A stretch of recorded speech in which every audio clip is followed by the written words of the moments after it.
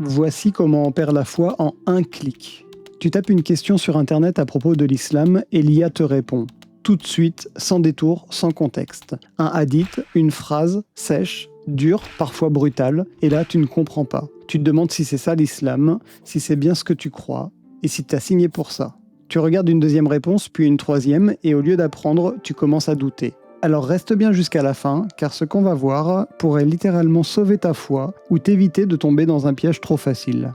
Dans cette vidéo, je vais t'expliquer pourquoi des centaines de personnes aujourd'hui quittent la foi à cause d'un simple clic. Pourquoi l'IA, même si elle semble brillante, peut déformer les hadiths les plus sensibles et détruire des années de spiritualité en quelques secondes. On va voir comment un texte mal présenté devient un poison pour le cerveau ou une munition pour ceux qui veulent détruire la religion. Comment l'illusion de comprendre sans savoir est l'un des plus grands pièges de notre époque. Et surtout, comment éviter ça. Cette vidéo, elle s'adresse à tout le monde, les croyants, les curieux, et aussi à ceux qui doutent. Je ne vais pas te dire quoi penser, mais t'expliquer ce que l'IA ne te dira jamais. Dans une autre vidéo, je t'ai parlé d'un test que j'ai fait. J'ai demandé à une IA de lire le Coran, d'analyser sa structure, mais de ne pas l'interpréter, et ce détail est important. En faisant ces recherches, j'ai été surpris. Parce que l'intelligence artificielle ne croit pas. Elle n'a ni religion ni intention, mais elle a observé des motifs, des structures, des symétries. Elle a vu que le Coran parle par paires, qu'il se construit comme un système, et ça, c'est vrai que c'est intéressant. Par contre, je ne dis pas que l'IA comprend le Coran, et je n'ai pas cherché à confronter le Coran à l'IA comme j'ai pu le lire dans un commentaire qui disait que c'était un blasphème. Non, je dis juste qu'elle peut mettre en lumière certaines logiques grâce à sa capacité de calcul. Mais ce test, je l'ai fait sur le Coran, et le Coran, c'est un texte protégé. C'est un tout, c'est stable et c'est cohérent. C'est comme un système fermé avec son propre équilibre. Maintenant, imagine que tu fasses le même test, mais avec les hadiths. Là, c'est plus du tout pareil.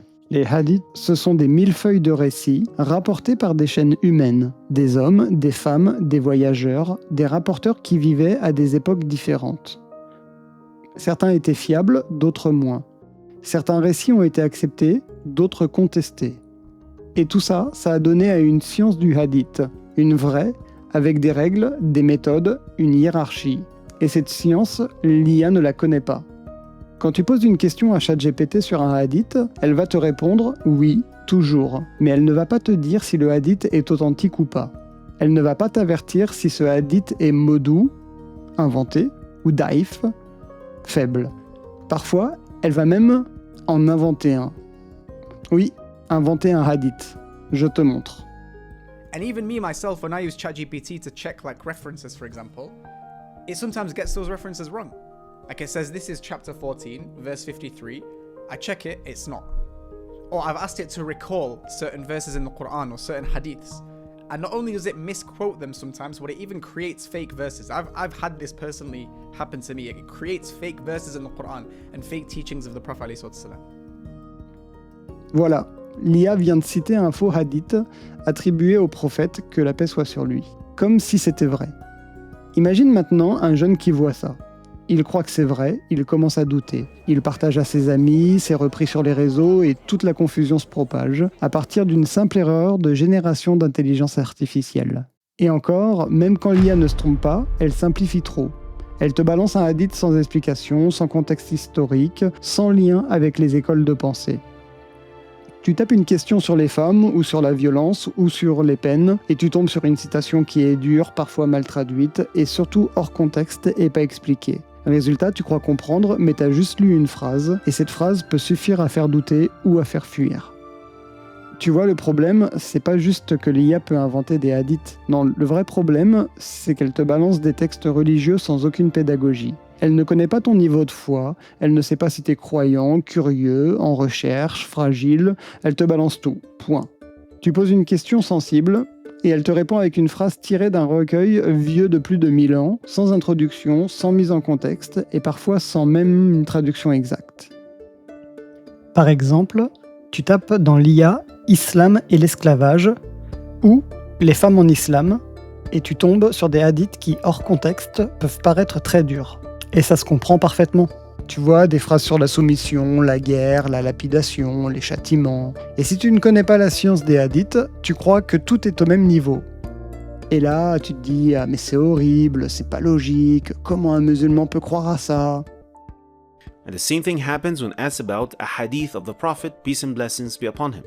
When asked if Sahih al-Bukhari only contains authentic hadith, which it certainly does, it says that it is possible that some weak or disputed hadiths might have found their way into Sahih al-Bukhari, which is completely false, of course. But upon asking it to provide an example, it just came up with something that is not even a hadith that I could find or remotely related to something. And the reference provided is also a false reference that just leads to a completely different hadith.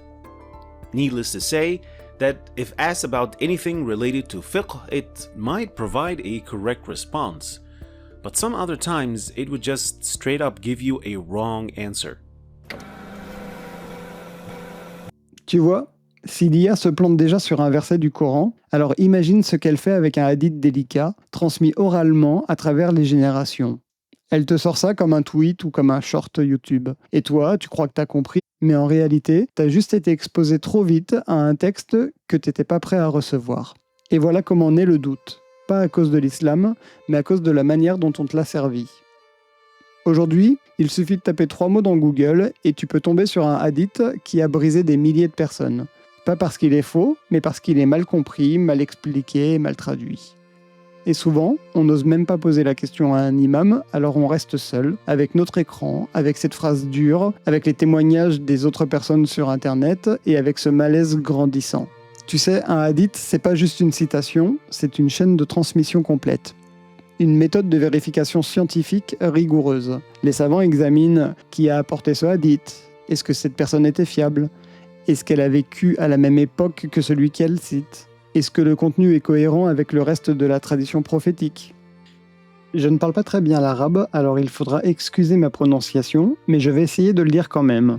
C'est ce qu'on appelle l'isnad et le matn, c'est-à-dire en français, la chaîne et le contenu.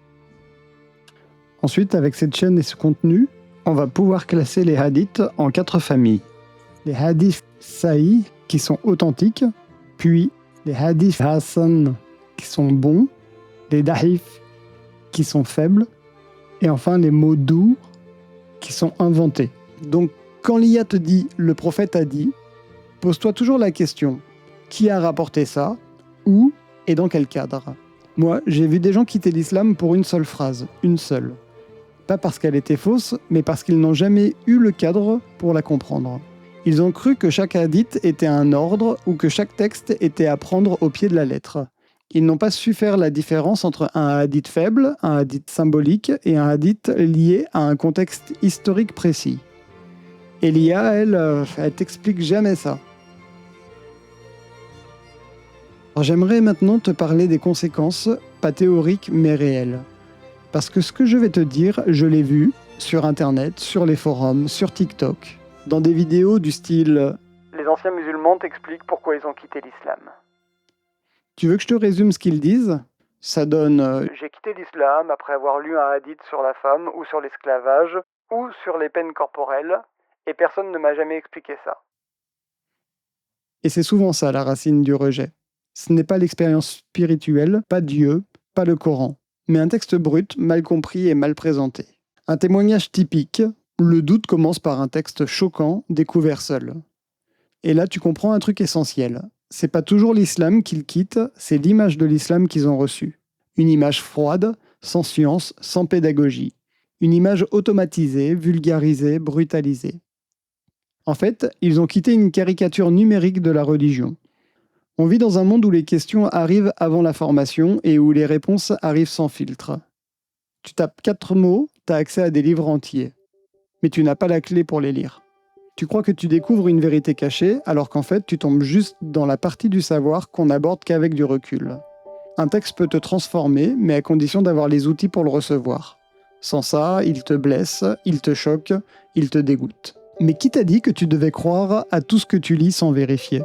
Qui t'a dit que chaque hadith est un pilier de la foi ? Que tout est obligatoire et qu'il n'y a pas de débat ?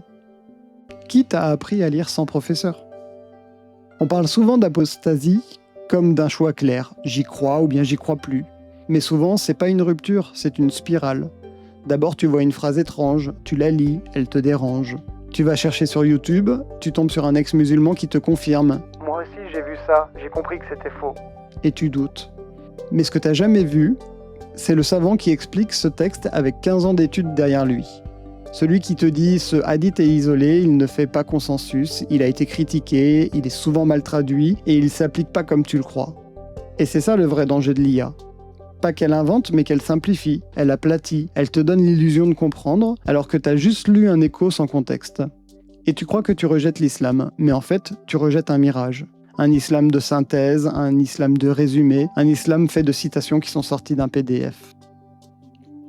Tu sais, il y a un truc qui m'a marqué quand j'ai commencé à creuser tout ça. Dans plusieurs hadiths prophétiques, il est dit que l'un des signes de la fin du temps, c'est que les gens abandonneront leur foi. Mais pas forcément brutalement, pas en claquant la porte. Parfois, juste en glissant doucement hors du cadre, sans même s'en rendre compte. Et j'ai l'impression qu'on s'en approche. Le prophète, que la paix soit sur lui, a dit « Des gens sortiront de l'islam comme une flèche sort de l'arc ». Sahih Muslim. Une phrase rapide, violente, mais qui résume bien ce qu'on voit aujourd'hui. Des jeunes qui, un jour, tombent sur un post Instagram ou sur une réponse d'IA et qui, le lendemain, ne savent plus s'ils croient encore. Des gens quittent l'islam à cause d'une phrase mal traduite, d'un hadith sorti de son époque, de mauvais influenceurs ou d'un commentaire qui n'a rien à voir avec le prophète. Je l'ai bien dit dans ma dernière vidéo sur l'IA qui analyse le Coran. L'IA ne croit pas. Elle n'a pas de foi, pas de spiritualité, pas de pudeur. Elle ne sait pas ce qu'est un hadith sacré. Elle ne ressent ni le poids des mots, ni la lumière du sens. Elle n'a que des probabilités, des corrélations. Elle génère une phrase comme une suite de symboles qui sonnent bien. Alors aujourd'hui, elle peut te sortir une citation de Bukhari, de Muslim, de Nawawi. Elle peut même te dire que le hadith est authentique avec des sources, mais elle ne fait pas la différence entre une vérité de foi et un sujet de débat juridique entre savants. Elle te donne des phrases, mais pas le cadre, pas la pédagogie et pas le cœur. Et un texte religieux sans cœur, c'est parfois plus dangereux qu'un mensonge. L'IA peut t'aider à trouver un texte, mais pas à le comprendre, et sûrement pas à le vivre. Et tu sais ce que ça produit chez beaucoup de gens ? Un phénomène qu'on voit de plus en plus. Des musulmans qui remplacent les savants par l'IA. Parce qu'elle est là, parce qu'elle répond vite, parce qu'elle est neutre, parce qu'on a l'impression qu'elle est objective. Mais en réalité, elle est incomplète et parfois dangereusement fausse. Tu poses une question sincère et t'obtiens un cocktail de réponses extraites de forums Reddit, de Wikipédia, de Bukhari et un blog de 2006 qui traîne aussi sur Internet. Et avec tout ça, tu crois que tu viens de comprendre l'islam, mais en fait, t'as lu un article de cuisine mélangé à du fikr. L'IA, même si elle a été entraînée sur un corpus islamique, reste un programme. Elle ne t'écoute pas, elle ne te conseille pas, elle ne sent pas quand tu as besoin de douceur ou de vérité brute. Elle ne fait pas la différence entre un chercheur sincère, un provocateur ou un croyant blessé. Elle te balance le même texte à tous. Le savoir religieux, c'est pas une suite d'informations à apprendre, c'est un chemin, une pédagogie. L'IA ne peut pas t'y guider, elle peut t'indiquer la porte, mais c'est à toi de distinguer l'ombre de la lumière. Dans la dernière partie, je vais te partager ce qu'on peut faire pour éviter ce piège, parce que quitter un texte mal compris, ce n'est pas quitter la foi. Et je voulais aussi faire une aparté pour rappeler qu'il existe 3 grands courants théologiques, le sunnisme, le chiisme, le kharidjisme, chacun subdivisé en écoles. Mais selon les pays, régions et cultures, la pratique de l'islam varie énormément. Le niveau d'attachement au hadith, les degrés d'intégration des coutumes locales, l'institutionnalisation du religieux et l'approche des rites peuvent différer fortement. Cette diversité produit en fait de multiples expressions de la foi, souvent très adaptées au contexte local. Il y a exactement la même chose avec les autres religions du livre. Chacun le fait avec son cœur et ses convictions, et je pense que personne n'est apte à juger quelle est la bonne pratique exacte. D'ailleurs, ce que je vous propose en commentaire, c'est de mettre quel niveau de pratique vous avez dans l'islam. Si vous voulez qu'on échange dessus, je trouverais le sujet bien intéressant. La seule chose que je vous demande, c'est de faire avec respect, de ne pas être insultant les uns envers les autres si jamais il y a des écarts de croyances. Si t'es arrivé jusque-là, je te dois un truc. Merci. Parce que ça veut dire que tu fais partie de ceux qui prennent le temps, qui cherchent, qui doutent peut-être, mais qui ne lâchent pas tout à la première secousse. Et c'est déjà énorme à notre époque. Tu as vu dans cette vidéo qu'une simple question sur Google ou une réponse mal construite de ChatGPT peut devenir une graine de doute. Et que cette graine, si elle n'est pas nourrie de contexte, de science, de douceur, elle peut devenir un rejet. Est-ce que ça veut dire qu'il faut interdire l'IA ? Non. Est-ce qu'il faut tout croire ? Non plus. Ce que je pense, c'est un chemin au milieu. Utilise les outils, pose des questions, creuse, mais entoure-toi. Ne lis pas seul ce qui demande des années d'études. Ne conclus pas trop vite sur une simple phrase. Et ne prends pas pour islam ce que tu as vu dans un post TikTok ou un forum ou encore sur des commentaires YouTube. Si tu es musulman, sache que tu as le droit de douter, le droit de ne pas tout comprendre, mais ne laisse pas une machine t'arracher à la foi avec des phrases sorties d'un algorithme. Si tu es non-musulman ou ex-musulman, je te demande juste un truc. Avant de juger, ouvre ton esprit. Parce que ce que l'on appelle religion, c'est pas une suite de lois, c'est une quête, une manière d'habiter le monde, et ça, aucune IA ne pourra jamais te le transmettre. Ce que je t'ai dit aujourd'hui, c'est pas une réponse, c'est une alerte, une boussole. Tu peux continuer à chercher, à poser des questions, mais fais-le avec vigilance et avec confiance. La vérité supporte la recherche. Ce qu'elle ne supporte pas, en revanche, c'est d'être remplacée par un résumé mal fait. L'IA peut t'aider à lire, mais c'est à toi d'apprendre et à comprendre. Et comprendre, c'est peut-être ce qui nous sauvera à tous, de l'ignorance, des extrêmes et des simplifications qui tuent l'essentiel. Merci d'avoir regardé, partage cette vidéo et surtout, continue à chercher. Pas pour prouver ni pour douter, mais pour élever tes connaissances. Merci.